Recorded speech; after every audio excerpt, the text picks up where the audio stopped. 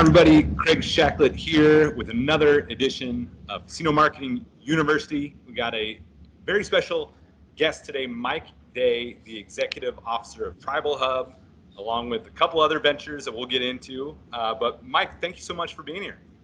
Yeah, thanks, Craig. All right, so why don't we start off kind of at the beginning and then lead into TribalHub and everything you're doing now. But how did you initially get into the casino business? So yeah, it's an interesting story. I think how we got into that business and TribalHub all sort of roll up into one. We got to go back a ways to the late 80s, probably 1988, where I was just finishing up getting out of college. And ended up taking a job, my first job, right out of college with a Native American tribe located in the Upper Peninsula of Michigan, a little tiny town of Sault Ste. Marie, and the Sault Ste. Marie tribe.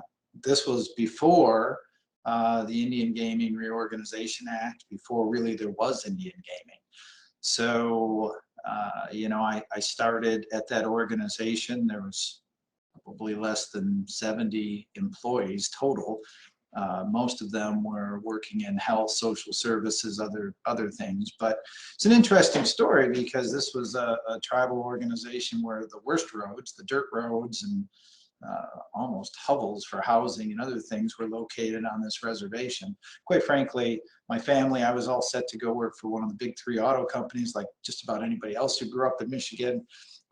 And taking this path, I thought it was a bit nuts, but I said, what the heck, you know, here's something where I can apply what I've learned. Obviously, we need some help with technology. So I took that job and, you know, won't go through all the details, but started out working in helping to build some of the health systems. Everything was manual. They really didn't have anything that was computerized at that point.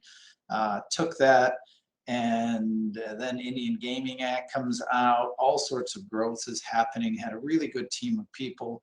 17 years later, we had built 5 Kuwaitan casinos, had somewhere around 8 hotel properties, I believe, had the first off-reservation casino, the Greektown Casino that we built in Detroit. At that point, I think we had close to 5,000 employees. And this had all started right out of school, where I was very involved with the team that got to build all of these pieces and put this together. And this is at a time when Indian gaming was still not prevalent in most places across the United States. So it was very interesting time to be there.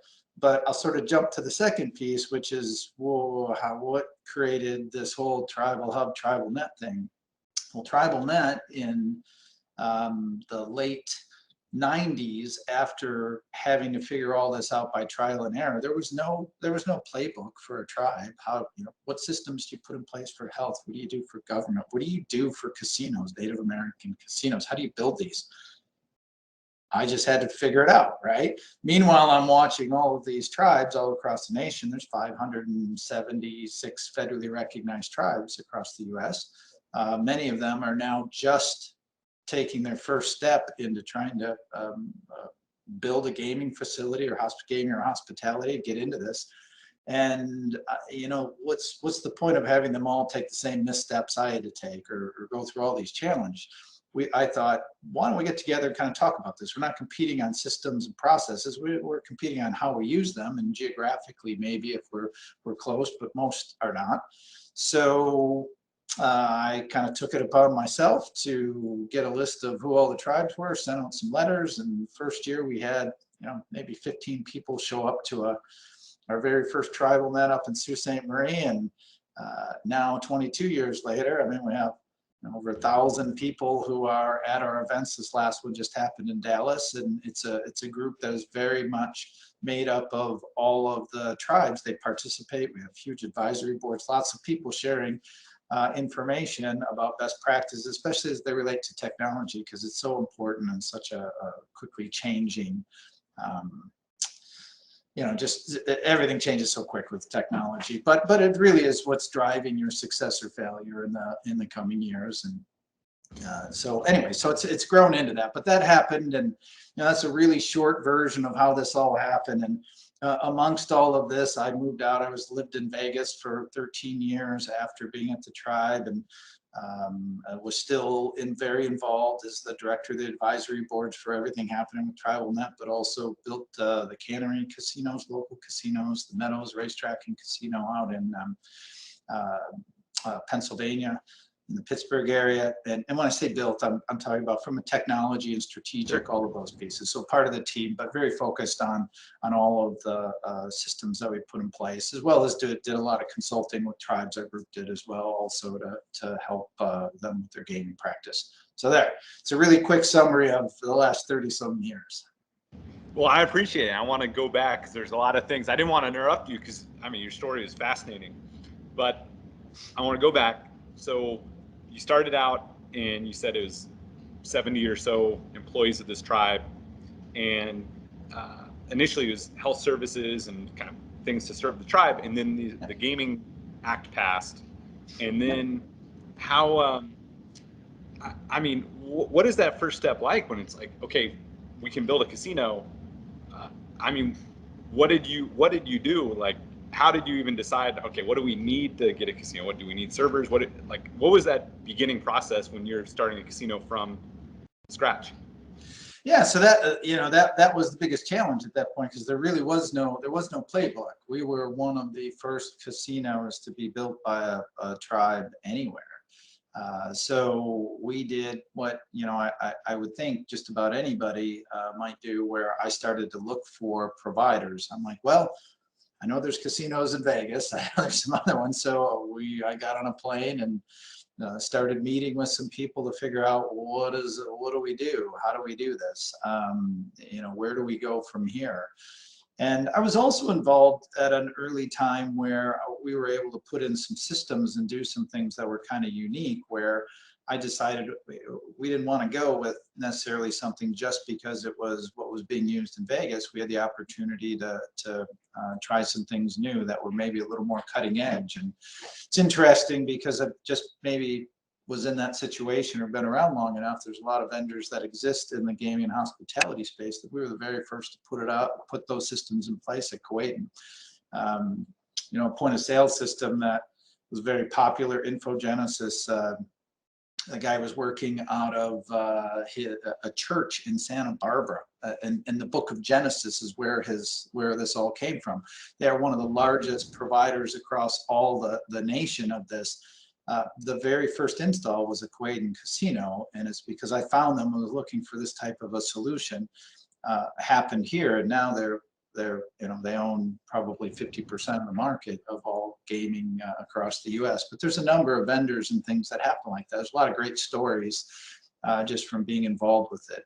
But to build that, it just took, we had a really good team. We had a dedicated team that wanted to do it. We did, bring in some consultants and other people who had done this before, like anyone normally would. But we also just had to go try and figure this out on our own. And in doing so, you make some mistakes too. And as I said, that's a big reason that the whole TribalNet started, which is now turned into TribalHub and some other things we've put underneath that, including TribalNet. But it was all about helping people prevent the missteps, right? You make a bad choice with a vendor or product or solution, it can really set you back and be very costly. So when you were starting out and just on this journey to find the pieces to launch the casino, were you? Because one thing, if you've already got a casino, it's super profitable and you got money to spend. But then Right. when you're actually launching it, did the tribe have some financial backing to say, hey, spend what you need? Or, I mean, were you dealing with a shoestring budget, or were you able to find best in class products, or what was that like? So it's a bit of all of the above, right? So as you laid it out, Indian gaming, native gaming was not proven at that point, but it was proven very quickly after this, right? But it started out with having to find somebody who would support this financially. There's no magic pool of money sitting there at most tribes at that point. So yeah, we had to get some people willing to invest.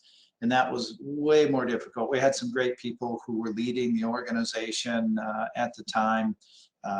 with some smart financial people, other people that we even hired in who helped us to get the necessary financing to put this together. These were deals that were not very favorable for the tribe, were very favorable for the people who were lending the money, but at that point, you know, something of something is better than nothing of nothing, right? So you know, we a lot of those roads were roads we had to go down and put that together, and because of the team we had in place, we were able to do it. But it also limited some of the things we could do. You know, we built smaller, temporary, built on, added on. You'll see that in a lot of the early on Native American casinos. You'll see that there's a room that was the original, and then another one added, and then another one added, and then a hotel added, and then a new wing added, and then an addition added. That was done a lot for those same reasons. This just happened over time. And we had, you know, as I said, we had 5 Kuwaitan casinos in the Upper Peninsula, 7 eastern counties of the Upper Peninsula, and then the Detroit casino, which was a massive deal down in Detroit. So you're blazing new trails, and you wanted to help other people follow that path and launch their own property. So you launched TribalNet, and you mentioned at the beginning the first time was 15 people showed up. And what was that first? What was it? Did you have sponsors? Was it? Like, what was the format of that first? So one of the vendors we were using for some of our systems, accounting, other things happened to be IBM. IBM said, yeah, all right, well, we'll sponsor this party, right? And so we put this together. In the first year, really, there wasn't much of an agenda or anything. It was just, let's meet, let's talk about what we're doing, how we're doing it, how we might be able to help each other and build a larger network where we can share what's happening. I mean, if you are looking for, and then, you know, some of the things in areas I know you work in, even today, we get questions all the time. Well, what you know, player system should I be using? What marketing system? How can I, you know, make a better customer experience? What can I do? Well, you know, we're familiar at this point, 22 years later, from the TribalNet standpoint, we have lots of information on who's using what, what's happening out there, how it's happening. This was very similar at this point. We were like, let's share what we're doing to take care of the basics. And at that point, it was really just trying to do the basics. The focus, you know, back in, you know, the early 2000s, late 90s was very much, technology was focused on accounting and technology were attached at the hip. That stayed that way probably for at least 10 or 12 years while we figured out how to get Cajun credit right, while we figured out how to make all the financial reports add up, while we figured out how to make all the regulators and compliance people happy, and then you know, you throw in all the money laundering and other things that were starting to come into play. All that was really important. It was the next transition where the most important person really for technology became the marketing team. And that happened later, probably closer to 2010 or so, where the CFO sort of got replaced as attached at the hip. It was the marketing person, because now it became, well, we understand how to do financial reports. We're adding up the numbers. We're making the place run.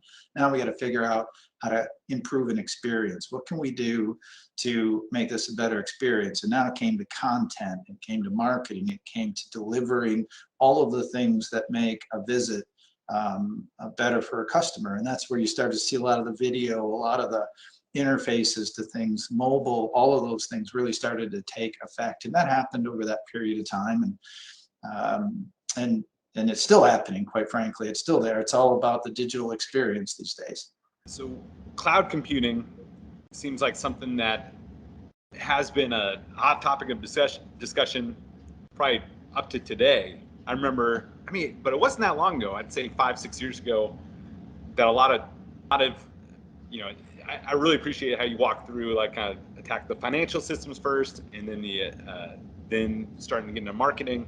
Now, one big trend obviously has been shifting from everything on-premise to more and more of the cutting-edge technologies being hosted in the cloud, but that with sovereign nations introduces some challenges on a lot of different levels. What has that been like, that cloud adoption, from your perspective? Yeah, so that's really that's a great question. I might have had a little bit different answer 2 years ago than I'd have today, but having been through a pandemic broke through all sorts of, we're not going to do that for a long time, or we're never going to do that. And suddenly, 2 weeks later, we were doing that. And one of the big things was this move to the cloud. So when you have people in isolation or customers who are having to be remote, or suddenly, the ability to play remotely or even online in jurisdictions that could do it, workers who are working from home, the only way to really do this effectively was to push things out to the cloud. And so I think although the concept of sovereignty still, it's still very important to every Native American organization because they are sovereign nations. The idea is they're taking a closer look at how they function, how they can effectively function, and really how this works. And I think a lot of them have realized, we've also been having discussions for a long time talking about the fact that, the federal government, every state, nation states all around the world, almost every one of them has moved to the cloud. There's encryption, there's all sorts of things that are built in place that are probably in some ways better than what you're doing by trying to keep data in-house.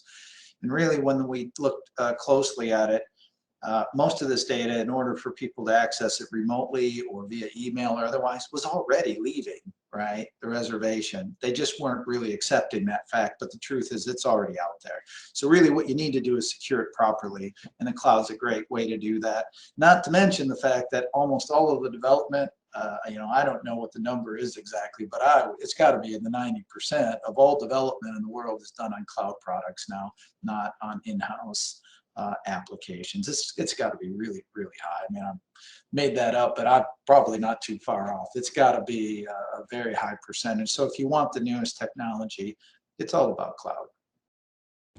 Amen. Amen to that. So cloud's obviously something that, opinions are changing. Maybe that's not the hot topic anymore. What do you see today, like in the most recent TribalNet that I heard was a huge success out here in Dallas? What are some of the hot topics facing operators now? Well, we've talked about a lot of them. The things when we're dealing specifically to gaming and hospitality, there's a few things. Security is a monstrous topic. That's everywhere. But without getting into that, there's still a lot of issues with everybody needing to properly secure their organizations, their networks, and understanding that is a requirement of not just your IT or technology team. It's got to be a culture that's put in place, because most of the breaches don't really happen from IT or IT systems. They're an employee or a vendor or somewhere else where this is coming from. But when we talk about data, the ability to understand your data, everybody is still all about digital. There's a transition to all sorts of things that are digital, from completely cashless. We're going to see that be a monstrous trend in casinos this year. Cash is going away. It's already well underway. It's going to continue to happen. And then the ability to really understand your data and your customer. As more and more things move online, geography becomes less and less important.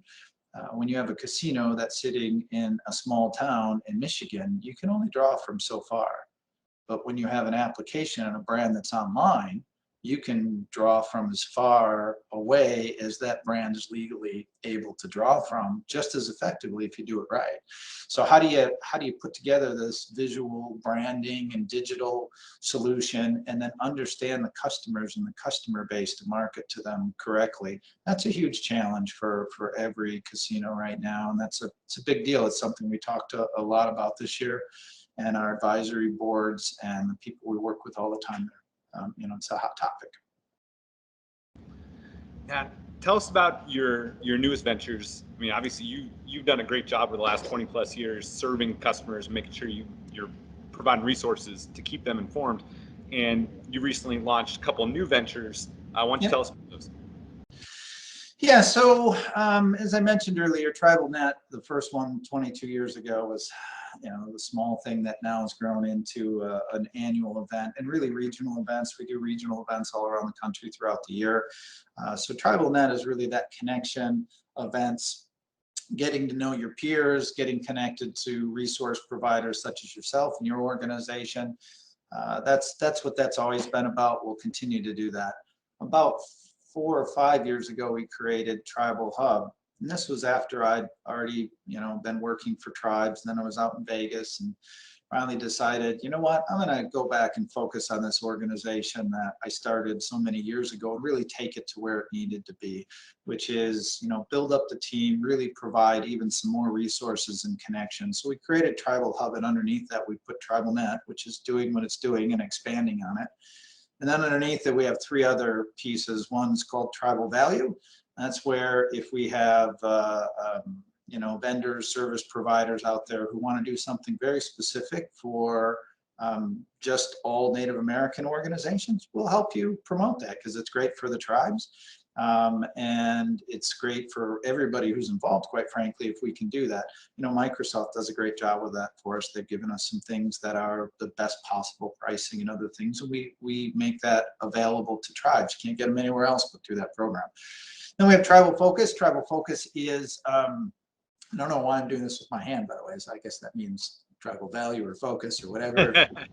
Maybe I'm doing my own sign language here, but I just looked at myself thinking that looks weird. But anyhow, so Tribal Focus is our consulting. We have we do some consulting. Really, we focus on assessments and strategic alignment of technology. There's just such a big change right now, where if you don't have a great strategy for where you're going and how you're going to leverage technology and how important it is from the board level on down, it's very hard to be successful now. Everybody's got to understand that technology is a part of everything that you're doing. You can't make a plan in marketing without having a lot of technology. You can't do it in accounting. You can't do it in HR. Everywhere, it's technology, technology, technology. You got to be hand in hand and understand what your strategy is.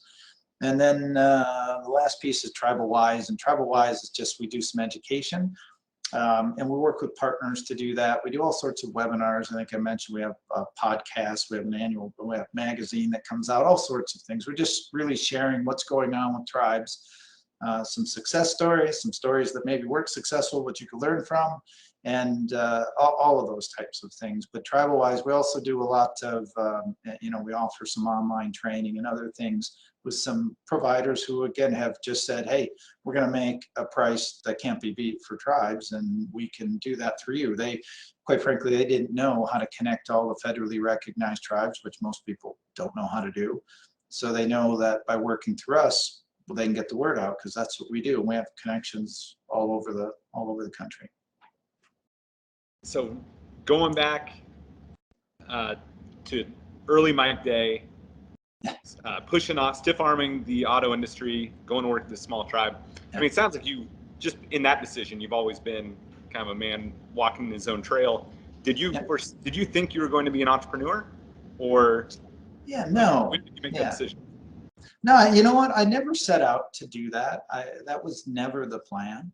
It was really, didn't enter my mind at that point. It was really, you know what, I wanted to do something. I wanted to build things. I wanted to be able to be part of a vibrant organization. I saw that had the potential to do it. It certainly turned out to be that and then some, where I got to do so many things. I mean, at the point, I didn't even mention other things. I mean, that organization, at one point we owned a minor league hockey team, some big stadium. We owned a manufacturing plant making parts for the auto industry, a neon manufacturing, a furniture business, 10,000 housing units. So putting in all of the systems and technology and everything beyond that was really a massive scope, great learning experience, right? But you get to do that, and not to mention all of the building a complete network across all of these housing units and on the reservation and emergency services and judicial, police, fire. You add all of that to the gaming and hospitality, which was blasting off, and it was an amazing place to get a start. And I've got a education myself while I was doing it beyond what most people are able to get. just happened to be in the right place, really enjoyed it, loved doing it. And still today, it's about sort of sharing the story of how unique that is and trying to help other people that are on the same path. Because there's still some tribes that are still getting almost to where we were many, many years ago with that organization, just being early adopters.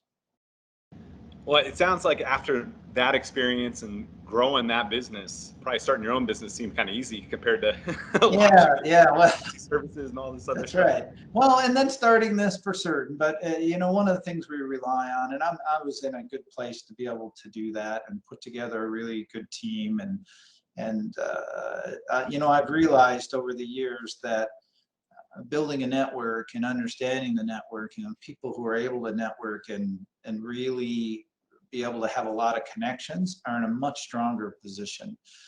So many organizations that we work with, they look at the task at hand and they have blinders on. They're like, well, I've got to figure this out and I'm going to do it, or I'm smart enough to do this on my own, or I'm going to do this my way. And meanwhile, they're not looking around because they don't take the blinders off and see that other people are already doing this well beyond where they're about to go. They're not spreading their view out to see what's happening because their network's not large enough. Had they had a larger network and worked with more people, even across the country, they'd realize, this is really what's cutting edge. This is really where it's going. And these are the people I can talk to about it and understand what decisions I should be making so that I'm taking our organization in the right direction. So those are all things really that are very, very powerful tools. It's hard to say, could you do it completely on your own? Yes. Would you probably do a great job? Probably not as good as you would have had you, been working with a lot of other people, or at least had access to have those conversations. So we spent a lot of time on that. And as I said, also taking a look at various providers, technology, what's out there, and just trying to give people advice. We don't tell you anything about you got to get this or you got to get that, but we do try to make sure you're aware. There's an awareness factor. You should really take a look at this, check this out, or talk to these people. So we spent a lot of time with those. But yeah, I think that's really where it's all gone, and there's an awful lot of value to people doing that, and we're still growing our network today. So Mike, if somebody listening to this wants to get connected with you, learn more about TribalHub and all the different services you offer, how do they do that? Yeah, they just need to go to TribalHub.com. TribalHub.com will get them there. And also, I should throw in a couple words. I talked about security being important. I probably should mention this last year we helped stand up for, so anybody who might be listening, if you are security minded or worried about security, we also helped, and this is a group that is, it's a not-for-profit, it's called Tribal ISAC, TRIBAL-ISAC, but tribalisac.org. If you look at that, that's a group of tribes that have banded together to share just security information, really help protect their organizations. Really important for where the world has gone in the last few years. But that is separate from TribalHub. It's not a part of TribalHub. We do support it greatly because we believe in that. But that is a organization that's really helping to prepare people for all of the things that are out there in the digital cyber world, especially that can cause havoc for any organization, commercial, tribal, doesn't matter. Well, Mike, thank you so much for taking out some time from your busy schedule. I know you've been helping so many tribes and people around the country, so we really appreciate everything that you do, and thank you again for speaking with us today. Yeah, appreciate it, Craig. Thanks for the time.